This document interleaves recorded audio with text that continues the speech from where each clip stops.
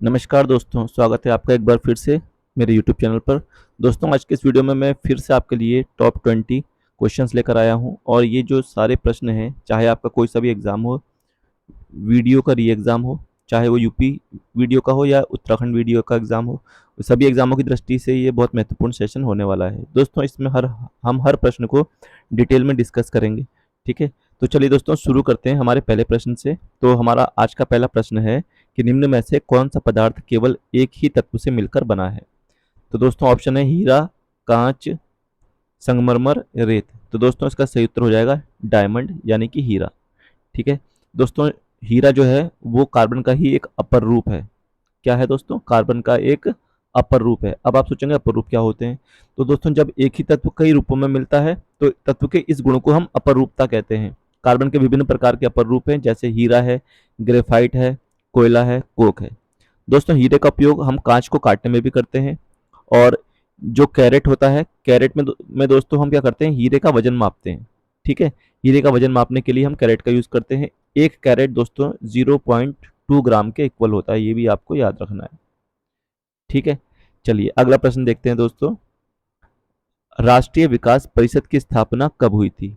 तो दोस्तों राष्ट्रीय विकास परिषद की स्थापना होती है 6 अगस्त 1952 को। ये आपको डेट याद रखनी है, इंपॉर्टेंट है। ठीक है, इसको बोलते हैं नेशनल डेवलपमेंट काउंसिल। दोस्तों यह एक गैर संवैधानिक संस्था है, ये भी आपको याद रखना है। संविधान में इसका कहीं जिक्र नहीं है, तो ये गैर संवैधानिक संस्था है। ठीक है, और दोस्तों इसका जो अध्यक्ष होता है वो प्रधानमंत्री होता है। ठीक है, इसकी स्वीकृति के बाद ही नीति आयोग कोई भी निर्णय देती है तो वो इसका प्रारूप प्रकाशित करती है, इसके डिसीजन के बाद ही ये सब होता है। ठीक है दोस्तों, तो आई होप आपको समझ में आ गया होगा। इसका सही उत्तर हो जाएगा ऑप्शन बी, 1952। चलिए अगला प्रश्न देखते हैं। इनमें से कौन वित्तीय नहीं है? आईसीआईसीआई, एलआईसी, आईडीबीआई या आईआईपीए। तो दोस्तों आईसीआईसी एक बैंक है, आपको पता है। ठीक है, वित्तीय संस्था है ये भी। एलआईसी, ठीक है, लाइफ इंश्योरेंस कॉर्पोरेशन, ये भी एक वित्तीय संस्था है। आईडीबीआई बैंक है दोस्तों, ये भी वित्तीय संस्था है। अब बात करते हैं आईआईपीए की। तो जो आईआईपी है इसका फुल फॉर्म है Indian institute of public administration. दोस्तों जितने भी सिविल सेवक वगैरह होते हैं इनको ट्रेनिंग वगैरह प्रोवाइड करने का काम ये आईआईपीए करता है। ठीक है दोस्तों, यदि मैं बात करूं सिविल सेवा का जनक भारत में कौन है, तो हम नाम लेते हैं लॉर्ड कॉर्नवालिस का। ठीक है दोस्तों, लॉर्ड कॉर्नवालिस को सिविल सेवा का जनक कहा जाता है। ठीक है दोस्तों, सिविल दिवस की अगर हम बात करूं तो हम सिविल डे बनाते हैं 21 अप्रैल को। ये भी आपको याद रखना है, सिविल सेवा दिवस 21 अप्रैल को मनाया जाता है। ठीक है, चलिए दोस्तों अगला प्रश्न देखते हैं। निम्नलिखित गैसों में से कौन सी अम्लीय है? तो दोस्तों इनमें से जो अम्लीय गैस है वो है आपकी कार्बन डाइऑक्साइड, CO2 यानी कि। ठीक है दोस्तों, ठोस CO2 को दोस्तों शुष्क बर्फ कहते हैं, ये भी आपको याद रखना है। ठोस CO2 को शुष्क बर्फ बोलते हैं। ठीक है, ये आपको याद रखना है, एग्जाम में कई बार ये पूछा भी जाता है। ठीक है, इसके अलावा दोस्तों अगर आप याद करना चाहें तो बायोगैस को याद रखना आप। बायोगैस में दोस्तों मीथेन और CO2 का मिक्सचर होता है, ये आपको याद रखना है, मीथेन प्लस CO2। ठीक है, इसके अलावा दोस्तों सीएनजी अगर मैं बात करूं तो जो सीएनजी होता है इसमें मेथेन, एथेन और प्रोपेन गैस होती है। एलपीजी की अगर मैं बात करूं दोस्तों तो एलपीजी में ब्यूटेन और प्रोपेन, बीपी। ठीक है, ब्यूटेन और प्रोपेन ये दो मुख्य गैसें होती हैं। कोल गैस की अगर मैं बात करूं दोस्तों तो कोल गैस में कार्बन मोनोऑक्साइड, मीथेन और हाइड्रोजन, ये तीन गैसें होती हैं। वाटर गैस दोस्तों बनती है कार्बन मोनोऑक्साइड और हाइड्रोजन से मिलकर वाटर गैस बनेगी। और जो प्रोड्यूसर गैस होती है वो कार्बन मोनोऑक्साइड और नाइट्रोजन का मिश्रण होती है। ठीक है दोस्तों, आपको ये भी गैसों के नाम याद रखने हैं। चलिए अगला प्रश्न देखते हैं। रुपये के संबंध में निम्नलिखित में से किस मुद्रा का मूल्य सबसे अधिक है? तो दोस्तों ये ऑप्शन है येन, डॉलर, मार्क, पाउंड। सबसे पहले येन देख लेते हैं दोस्तों। येन जो मुद्रा है ये जापान की है। ठीक है, जापान की करेंसी है दोस्तों, और एक येन लगभग 0.61 रुपीज़ के बराबर होता है। डॉलर की बात करूं दोस्तों तो ये अमेरिका की करेंसी है, और एक डॉलर जो है वो ऑलमोस्ट 82 रुपीज़ के इक्वल्स है। ठीक है, मार्क की बात करूं तो दोस्तों ये जर्मनी की है। ठीक है, और ये 46 रुपीज़ के इक्वल है। पाउंड की अगर मैं बात करूं दोस्तों तो ये जो पाउंड है ये इसकी कीमत है 1 पाउंड 103 रुपए के लगभग बराबर है। तो सबसे ज़्यादा जो वैल्यू है दोस्तों वो पाउंड की है वर्तमान में। ठीक है, तो इसका सही उत्तर हो जाएगा ऑप्शन डी। और दोस्तों ये ब्रिटेन की करेंसी भी है। ठीक, अगला प्रश्न देखते हैं। भारत ने अपना पहला भूमिगत परमाणु विस्फोट कहाँ पर किया था? दोस्तों भारत ने अपना पहला परमाणु विस्फोट किया था पोखरण में। ठीक है, और दोस्तों ये जो पोखरण है ये पड़ता है राजस्थान के जैसलमेर जिले में। ठीक है, और इस ऑपरेशन को नाम दिया गया था स्माइलिंग बुद्धा। इंदिरा गांधी के समय में ये हुआ था। ठीक है, स्माइलिंग बुद्धा इसको नाम दिया गया था 1974 में, जब इंदिरा गांधी की सरकार थी तब इसका परीक्षण हुआ था। ठीक है, और दोस्तों ये इस समय चौथी पंचवर्षीय योजना चल रही थी। चौथी पंचवर्षीय योजना के दौरान ये हमने परीक्षण किया था। ठीक, अगला प्रश्न देखते हैं दोस्तों। The last Nawab of Awadh was, Awadh का अंतिम नवाब कौन था? तो दोस्तों अवध का जो अंतिम नवाब था वो था वाजिद अली शाह। ये आपको याद रखना है, ऑप्शन 20 का सही उत्तर हो जाएगा।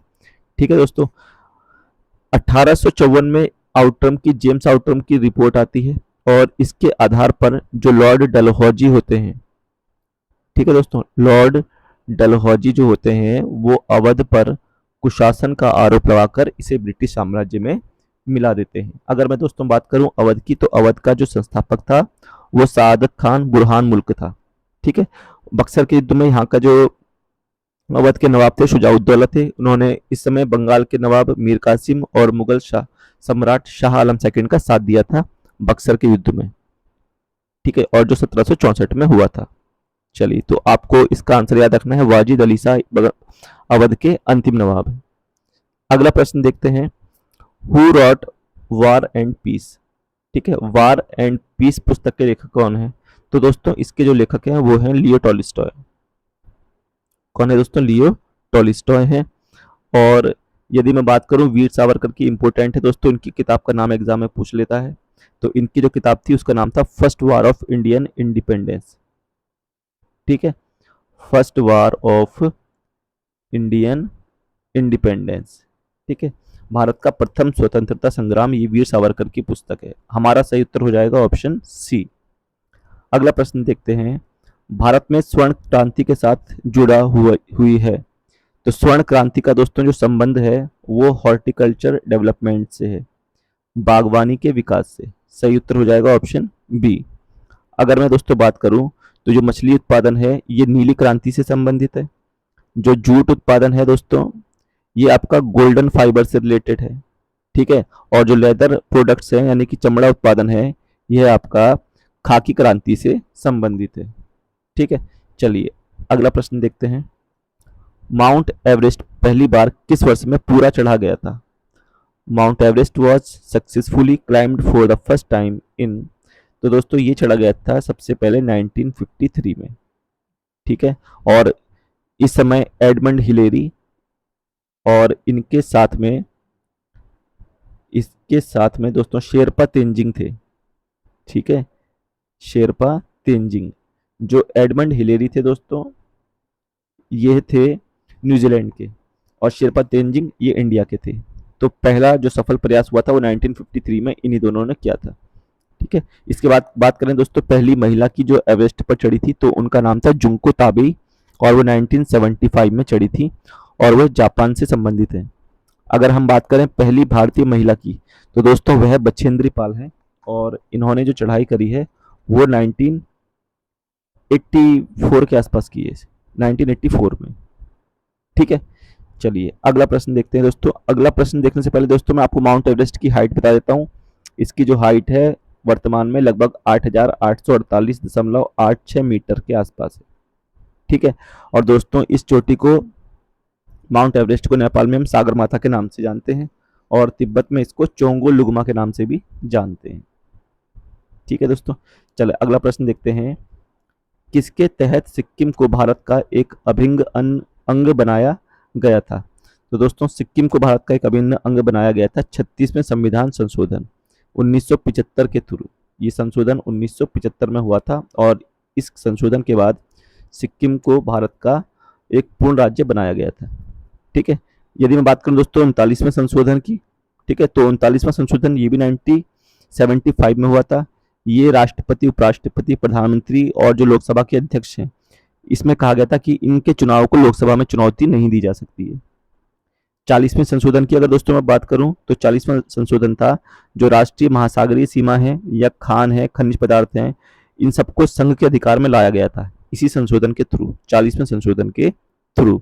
और दोस्तों ये 1976 में हुआ था। 42वां संविधान संशोधन भी 1976 में हुआ था। और दोस्तों इसकी खासियत ये थी कि इसमें समाजवादी, पंथनिरपेक्ष और अखंडता जैसे शब्द जोड़े गए थे। और भी कई सारे संशोधन 42वें संशोधन के थ्रू हुए हैं जो कि 1976 में हुआ था, इसलिए 42वें संविधान संशोधन को हम लघु संविधान भी कहते हैं। ये भी आपको याद रखना है। ठीक है दोस्तों, चलिए अगला प्रश्न देखते हैं। एक नए राज्य को बनाने की शक्ति किसमें निहित है? तो दोस्तों राज्य को बनाने की शक्ति जो है वो संसद में निहित है। ठीक है, तो इसका सही उत्तर हो जाएगा ऑप्शन ए। दोस्तों जो भारतीय संविधान का भाग 1 है, जो अनुच्छेद 1 से लेकर 4 तक है, इसके पार्ट 1 में कहा गया है भारत जो है वो राज्यों का समूह ना होकर के राज्यों का संघ है। ठीक है, इसी के अनुच्छेद 2 में ये कहा गया है कि भारत में नए राज्यों का प्रवेश कैसे होगा। ठीक है, इसी के अनुच्छेद 3 में कहा गया है, इसी भाग के अनुच्छेद 3 में, कि भारत में नए राज्यों का निर्माण, उनका नाम, उनका सीमा परिवर्तन, इनके बारे में 3 में बताया गया है। और अनुच्छेद 4 में ये बताया गया है कि अनुच्छेद 368 के तहत ये सब संविधान संशोधन नहीं माने जाएंगे। ठीक है दोस्तों, तो ये सब हमारे भाग 1 में अनुच्छेद 1 से लेकर 4 तक में है। तो इसका सही उत्तर हो जाएगा ऑप्शन ए। अगला प्रश्न देखते हैं। सुप्रीम कोर्ट के द्वारा कितने प्रकार के प्रादेश या रिट्स जारी किए जा सकते हैं? तो दोस्तों सुप्रीम कोर्ट के द्वारा 5 प्रकार के रिट्स जारी किए जाते हैं जो कि अनुच्छेद 32 के तहत किए जाते हैं। ठीक है, और ये दोस्तों क्या क्या है? तो ये हैं आपके बंदी प्रत्यक्षीकरण, परमादेश, प्रतिषेध, उत्प्रेषण और अधिकार पक्षालेख। ये 5 प्रकार के आपके रिट्स हैं। ठीक है, हाई कोर्ट में दोस्तों जो रिट्स होती हैं वो अनुच्छेद 226 के तहत जारी की जाती हैं। 226 के तहत रिट्स दायर की जाती हैं। चलिए अगला प्रश्न देखते हैं। न्यायपालिका को संविधान का संरक्षक क्या बनाता है? तो दोस्तों न्यायपालिका को संविधान का संरक्षक बनाता है जुडिशियल रिव्यू, यानी कि न्यायिक समीक्षा, या इसको बोलते हैं न्यायिक पुनरावलोकन। दोस्तों न्यायिक पुनरावलोकन की व्यवस्था हमने अमेरिका से ली है। ठीक है, इसमें क्या होता है, सुप्रीम कोर्ट चाहे तो अपने ही निर्णय की दोबारा से समीक्षा कर सकती है। ठीक है, चलिए अगला प्रश्न देखते हैं दोस्तों हम। भारत के सुप्रीम कोर्ट में मुख्य न्यायाधीश समेत न्यायाधीशों की संख्या अब कितनी है? वर्तमान में सुप्रीम कोर्ट में कितने न्यायाधीश हैं? तो दोस्तों ये न्यायाधीश हैं वर्तमान में 34। ठीक है, अब दोस्तों ये संख्या कैसे कैसे बढ़ी? दोस्तों सबसे पहले तो हम देखते हैं सुप्रीम कोर्ट की जो स्थापना होती है वो 1 अक्टूबर 1937 को होती है। ये आपको याद रखना है। ठीक है, संघीय न्यायालय के रूप में अगर मैं बात करूं, भारत के उच्चतम न्यायालय के रूप में इसकी स्थापना होती है 28 जनवरी 1950 को। ठीक है, 28 जनवरी 1950 को भारतीय न्यायालय के रूप में इसकी स्थापना होती है। दोस्तों जब ये मूल संविधान बनता है, चूंकि हमारा संविधान 26 जनवरी 1950 को लागू हुआ था। ठीक है, तो मूल संविधान में जजों की संख्या 1+7 थी। ठीक है, इसके बाद दोस्तों 2009 में ये संख्या बढ़कर हो गई 1+30, यानी कि 1 मुख्य न्यायाधीश और 30 अन्य न्यायाधीश। ठीक है, ये संख्या हुई 31। दोस्तों 2019 से ये जो संख्या है वो 1+33 हो गई है, यानी कि 1 मुख्य न्यायाधीश और 33 अन्य न्यायाधीश।